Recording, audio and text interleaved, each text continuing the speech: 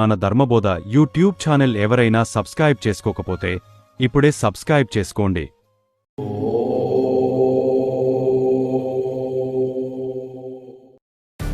Kedarnath temple గురించి చాలా మంది మిస్టరీగా మాట్లాడే కారణాలు ఉన్నాయి.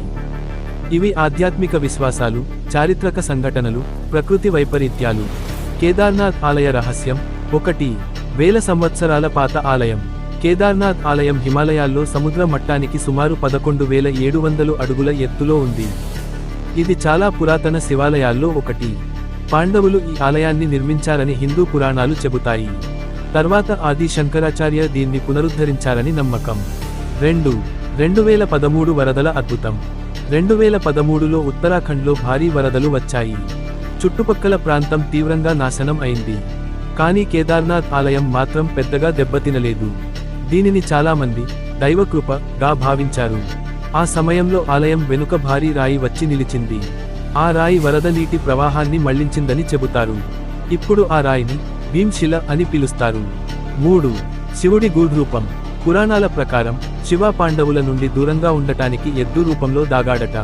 భీముడు గుర్తించగానే శివుడు భూమిలో కలిసిపోయాడని, ఆయన వెనుక భాగం కేదార్నాథ్లో ప్రత్యక్షమైందని నమ్మకం. అందుకే అక్కడి శివలింగం సాధారణ లింగంలా కాకుండా ప్రత్యేక ఆకారంలో ఉంటుంది. 4. ఆలయం నిర్మాణ రహస్యం.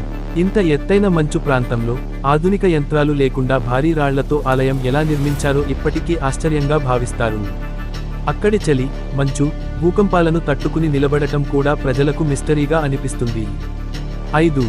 ఆధ్యాత్మిక అనుభూతి. కేదార్నాథ్కి వెళ్లిన చాలామంది అక్కడ ఒక ప్రత్యేకమైన ప్రశాంతత, ఆధ్యాత్మిక శక్తి అనుభూతి అవుతుందని చెబుతారు. హిమాలయాల నిశ్శబ్దం వల్ల ఈ అనుభూతి మరింత గాఢంగా ఉంటుంది. చిన్నగా చెప్పాలంటే కేదార్నాథ్ మిస్టరీ అనేది పురాణ కథలు, 2013 వరదల అద్భుతం, ఆలయ నిర్మాణం, హిమాలయ ఆధ్యాత్మిక వాతావరణం, ఇవన్నీ కలిసి ఏర్పడిన విశేషం. Thank you.